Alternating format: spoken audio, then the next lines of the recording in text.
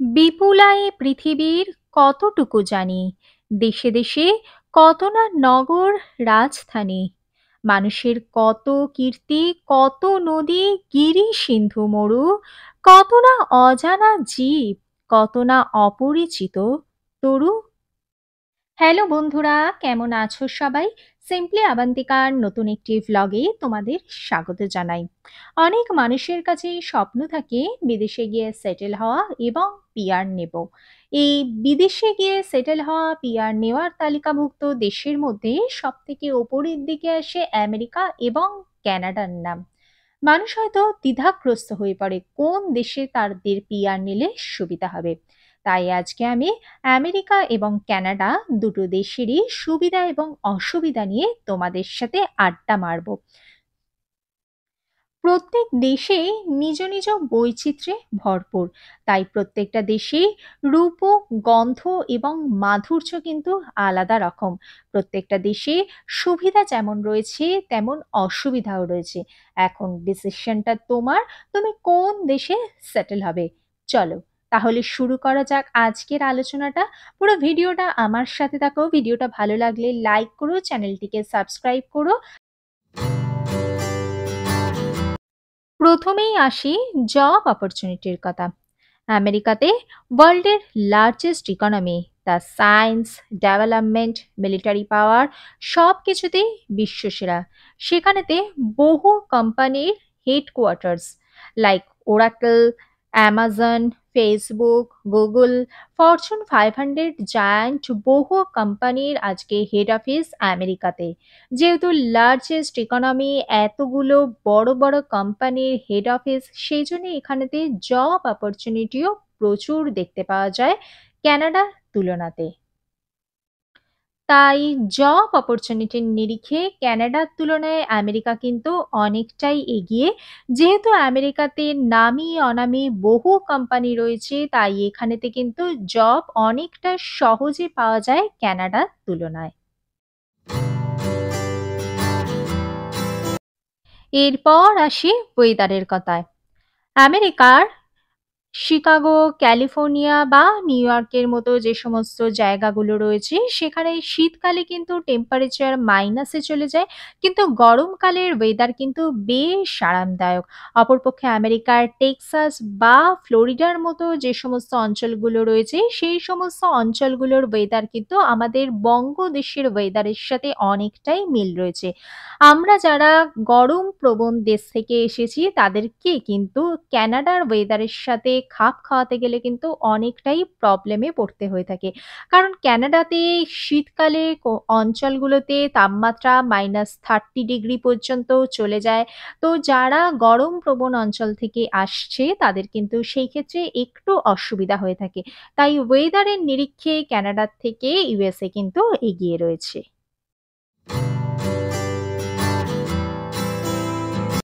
এরপর আসি পিআর। এই পিআর পাওয়ার ক্ষেত্রে ইউএসএ এগিয়ে না কানাডা এগিয়ে? বলতে গেলে বলি, ইউএসএ তে যারা কর্মসূত্রে আসছে, তারা কিন্তু মূলত H1B ভিসাতে আসছে। H1B ভিসাতে আসতে গেলে 3 ইয়ার্স এর জন্য এই ভিসাটা থাকে এবং পরবর্তী ক্ষেত্রে সেটা এক্সটেন্ড করা হয় 6 ইয়ার্স পর্যন্ত। তার মধ্যে কেউ যদি গ্রিন কার্ডের জন্য অ্যাপ্লাই করে থাকে, তাহলে গ্রিন কার্ড পেতে গেলে কিন্তু ওয়েটিং টাইম কিন্তু অসম্ভব বেশি। যারা ইন্ডিয়ান নাগরিক, তারা ইউএসএ থেকে গ্রিন কার্ড পেতে গেলে কিন্তু অনেক বছর তাদের ওয়েট করতে হয়ে থাকে। এবং তাদের যারা ডিপেন্ডেন্ট থাকে, তাদের ডিপেন্ডেন্টদের H4 ভিসাতে যারা আসে, তাদেরও কিন্তু কোনো ওয়ার্ক পারমিট থাকে না।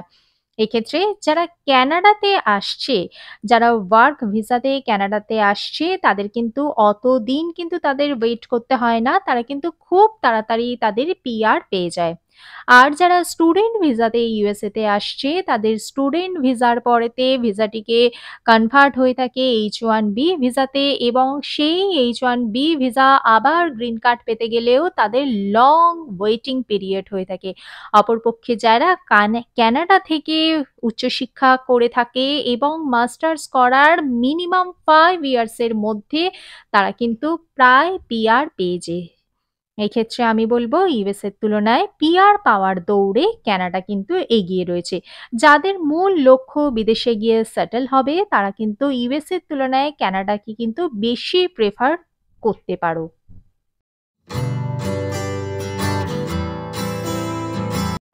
এরপর আসি কস্ট অফ লিভিং। কানাডার জনসংখ্যা ৪-৫টা শহরের মধ্যে সীমাবদ্ধ। কারণ সেখানকার যে ওয়েদার, সেই ওয়েদার শীতকালে কিন্তু প্রচণ্ড কষ্টদায়ক হয়ে থাকে। তাই জনসংখ্যা যেহেতু খুব কম জায়গার মধ্যে সীমাবদ্ধ, তাই খুব কম জায়গার জন্যে এখানেতে হাউস রেন্ট অনেকটাই বেশি থাকে। অপরপক্ষে ইউএসএতে যারা ক্যালিফোর্নিয়া বা নিউ ইয়র্ক, নিউ জার্সির মতো মেইন এরিয়াতে যদি কেউ না থেকে একটু যদি আউটস্কার্টসে থেকে থাকে, তাহলে তার কিন্তু হাউস রেন্ট কিন্তু অনেকটা কম পড়ে থাকে। অবশ্য যদি কেউ নিউ ইয়র্ক বা নিউ জার্সির মতো এরিয়াতে থাকে সেখানে হাউস রেন্ট অনেকটা বেশি পড়ে। কিন্তু যদি একটু দূরবর্তী কোনো অঞ্চলে থাকে সেই সুবিধাটা ইউএস এর আছে, কানাডার নেই। তাই একটু দূরবর্তী অঞ্চলের হাউস রেন্ট কিন্তু একটু কম হয়ে থাকে। সেক্ষেত্রে কস্ট অফ লিভিং এর কম্পেয়ার করতে হলে আমি বলব ইউএস এর কস্ট অফ লিভিং কানাডার তুলনায় হাউস রেন্টের ক্ষেত্রে কিন্তু কম পড়ে থাকে।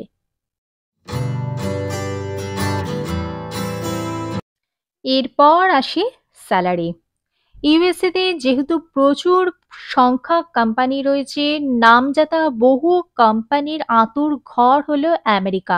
অপরপক্ষে কানাডাতে কিন্তু গুটি কয়েক কিছু কোম্পানি রয়েছে। ইউএসএ তে $1 equal to 1.37 Canadian dollar. USA তে প্রতিটা স্টেট ওয়াইজ স্যালারি কিন্তু ভিন্ন হয়ে থাকে। ধরো তুমি ক্যালিফোর্নিয়াতে যে পরিমাণ স্যালারি আর্ন করবে তুমি কিন্তু ফ্লোরিডাতে সেই পরিমাণ স্যালারি পাবে না। কারণ এখানেতে স্টেট ওয়াইজ স্যালারি স্ট্রাকচার আলাদা হয়ে থাকে।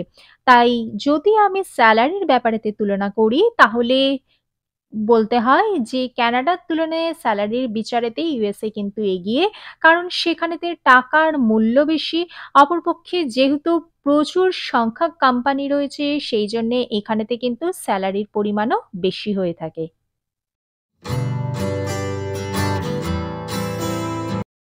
এবার আসি হায়ার এডুকেশন। হায়ার এডুকেশনের ব্যাপারে বলতে গেলে বলি আজকে যদি আমি ওয়ার্ল্ডের টপ 10 ইউনিভার্সিটির তালিকা তৈরি করতে বসি তাহলে কিন্তু ইউএস এর অনেকগুলো ইউনিভার্সিটি সেই তালিকায় ঢুকে যাবে।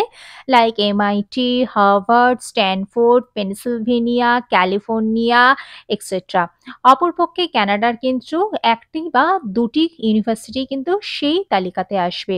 তাই হায়ার এডুকেশনের দিক থেকে কিন্তু ইউএসএ এগিয়ে। অপরপক্ষে কেউ যদি অ্যাডমিশন নিতে চাও তাহলে সেক্ষেত্রে কিন্তু ইউএসএ ইউনিভার্সিটিতে চান্স পাওয়া কিন্তু অনেকটাই টাফ হয়ে থাকে। কারণ সেখানেতে জিআরই লাগে, এছাড়া আইএলটিএস এবং টোয়েফেলেরও একটা ভালো স্কোর লাগে। অপরপক্ষে কানাডাতে কিন্তু অতটা স্কোর, অতটা উচ্চমানের স্কোর লাগে না। ইউএসএ এর ইউনিভার্সিটিগুলোতে পড়াশোনার মান কিন্তু অনেকটাই বেশি, সেখানে রিসার্চের স্কোপ বেশি, টিচিং ফ্যাকাল্টি যারা আছে তাদেরও কোয়ালিটি অনেকটা বেশি এবং ইউএসএ এর ইউনিভার্সিটির পরবর্তীকালে জব অপরচুনিটিও বেশি হয়ে থাকে।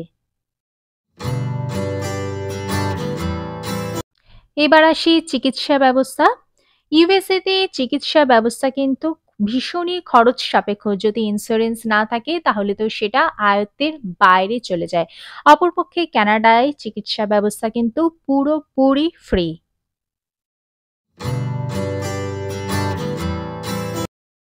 এবার আসি ইনকাম ট্যাক্সের ব্যাপারে।